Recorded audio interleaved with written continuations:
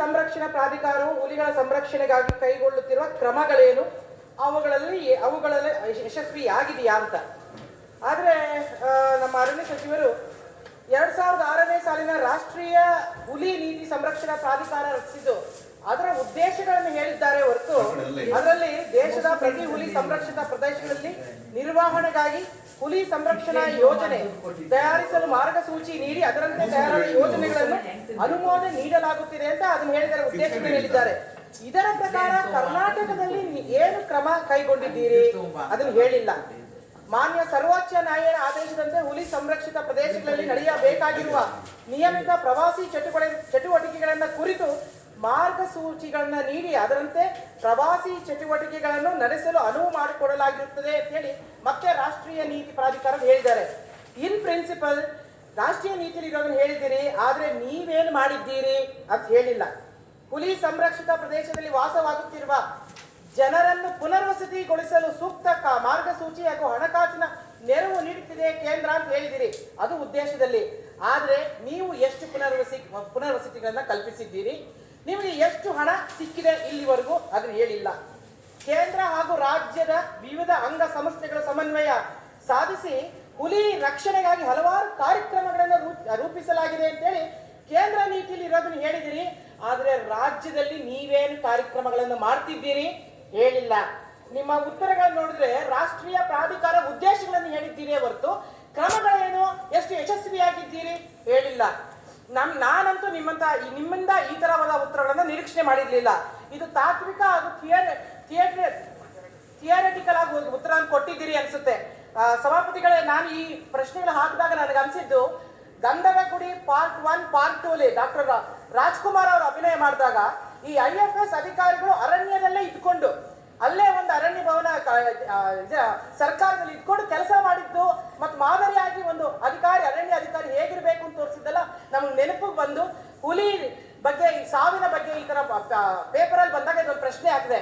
ನನಗೆ ಮೂಲಭೂತವಾಗಿ ಅನಿಸಿರೋದು ಹೇಳ್ಬಿಡ್ತೀನಿ ಸಚಿವರೇ, ಎಷ್ಟು IFS ಅಧಿಕಾರಿಗಳು ಮೂಲವಾಗಿ ಮಾತೃ ಸಂಸ್ಥೆಯಲ್ಲಿ ಇದ್ದಾರೆ ಮತ್ತೆ ನಿಯೋಜಿತವಾಗಿ ಬೇರೆ ಬೇರೆ ಇಲಾಖೆಯಲ್ಲಿ ಕೆಲಸ ಮಾಡ್ತಿದ್ದಾರೆ, ಅವರ ಕೊರತೆಯಿಂದಾಗಿ ನಿಮಗೆ ಇಷ್ಟು ಉತ್ತರ ಹೇಳ್ತೀರಾ? ಆಮೇಲೆ ಡಾಕ್ಟರ್ ರಾಜ್ಕುಮಾರ್ ಬಗ್ಗೆ ನೆಕ್ಸ್ಟ್ ಮುಂದೆ ನೀವು ಉತ್ತರ ಕೊಟ್ಮೇಲೆ ಮಾತಾಡ್ತೀನಿ. ಆಯ್ತು, ಮಾತಾಡಿ, ಹೇಳಿ ಸರ್. ಈಗ ಅವ್ರ ಪ್ರಶ್ನೆ ಇಷ್ಟೇ, ನೀವು ಸರ್ಕ್ಯುಲರ್ಗಳನ್ನ ಕೊಟ್ರಿ, ಕಾರ್ಯ ಏನು ಮಾಡಿದ್ದೀರಾ ಅಂತ ಹೇಳಿದ್ರೆ ಹೇಳಿ ಅಷ್ಟೇ. ಈಗ ನೋಡಿ ಸನ್ಮಾನ್ಯ ಸಭಾಪತಿಯವರೇ, ನಾನು ಒಂದೇ ಒಂದು ಉತ್ತರವನ್ನು ಕೊಡ್ತೀನಿ ತಮಗೆ. ಇವತ್ತು ಮೊದಲನೇ ಸ್ಥಾನ ಇರ್ತಕ್ಕಂಥ ರಾಜ್ಯ ಕರ್ನಾಟಕ. ಇದು ಮೊಟ್ಟ ಮೊದಲು, ನಾನು ಜಾಸ್ತಿ ಹೆಚ್ಚು ಮಾತಾಡ್ಲಿಕ್ಕೆ ಹೋಗುವುದಿಲ್ಲ. 2006ರಲ್ಲಿ 290 ಹುಲಿಗಳು ನಮ್ಮ ರಾಜ್ಯದಲ್ಲಿ ಇತ್ತು. 2010ರಲ್ಲಿ 300 ಹುಲಿಗಳಿತ್ತು. ಈಗ 2014ರಲ್ಲಿ 406 ಹುಲಿಗಳಿದೆ.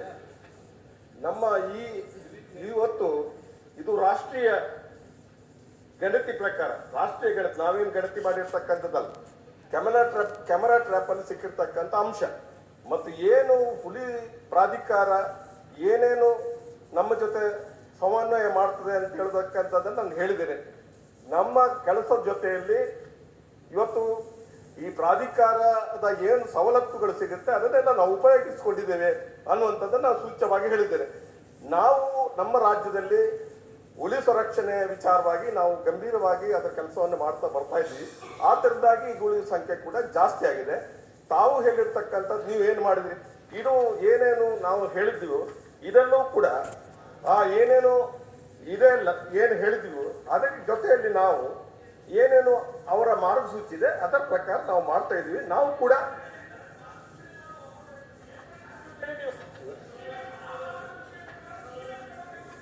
ಏನು ಮಾಡಿದ ಫಲಿತಾಂಶದ ಬಗ್ಗೆ ನಾನು ಮಾತಾಡಿದ್ದೇನೆ. ಫಲಿತಾಂಶ ಸರಿಯಾಗಿದ್ದಾಗ ಏನು ಮಾಡಿದ ಫಲಿತಾಂಶ ಬರ್ತದ? ಫಲಿತಾಂಶ ಅರ್ಥ ಆಗಿಲ್ಲ ಅನ್ಸುತ್ತೆ. ನೀವು ತಗೊಂಡಿರೋ ಕ್ರಮಗಳೇನು ಯಶಸ್ವಿ ಆಗಿದ್ದೀರಾ ಅಂತ ಕೇಳಿದ್ದೇನೆ ಹೊರತು ರಾಷ್ಟ್ರೀಯ ನೀತಿಯ ಉದ್ದೇಶಗಳನ್ನ ನಾನು ಕೇಳಿಲ್ಲ. ಸರಿಯಾದ ನಾನು ನನ್ನ ತಿಳುವಳಿಕೆ ಪ್ರಕಾರ, ನನ್ನ ಅನುಭವದ ಪ್ರಕಾರ ಸರಿಯಾದ ಉತ್ತರವನ್ನ ಕೊಟ್ಟಿದ್ದೇನೆ.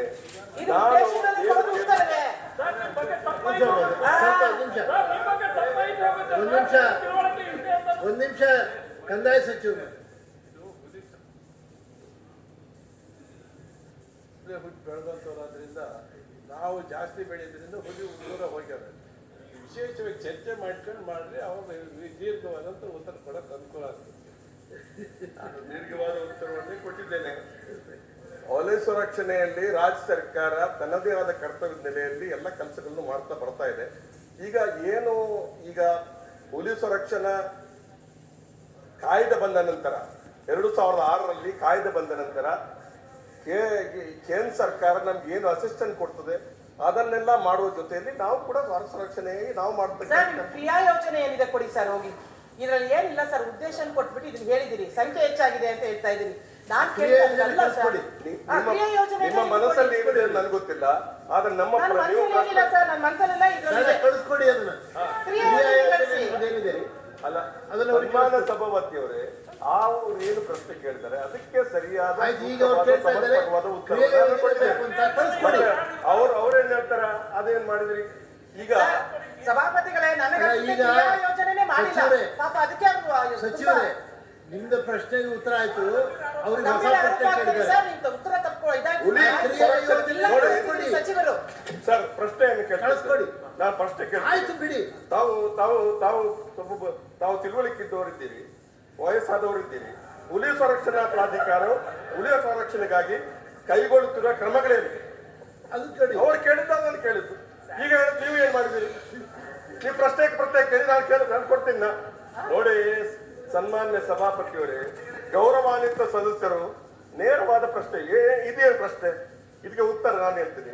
ಹುಲಿ ಸಂರಕ್ಷಣಾ ಪ್ರಾಧಿಕಾರವು ಹುಲಿಗಳ ಸಂರಕ್ಷಣೆಗಾಗಿ ಕೈಗೊಳ್ಳುತ್ತಿರುವ ಕ್ರಮಗಳೇನು ಕೇಳಿದ ಪ್ರಶ್ನೆ. ಅವುಗಳ ಯಶಸ್ವಿ ಆಗಿದೆ ಅಂತ ಕೇಳಿದ್ದಾರೆ, ಅದನ್ನು ನಾನು ಉತ್ತರ ಕೊಟ್ಟಿದ್ದೇನೆ. ನೀವು ಕೇಳಿರ್ತಕ್ಕ ನೀನು ರಾಜ್ಯ ಸರ್ಕಾರ ನೀವು ಏನು ಮಾಡಿದ್ದೀರಿ, ಎಷ್ಟು ಹಣ, ಅದೆಲ್ಲ ನೀವು ಪ್ರಶ್ನೆ ಕೇಳಿಲ್ಲ ನೀವು. ಆಯ್ತು ಕಳಿಸ್ಕೊಡಿ. ಒಂದು ಮಾತಾಡ, ಈಗ ಪೂರ್ಣ ವಿರಾಮ ಒಂದೇ, ಒಂದೇ ಅರಣ್ಯ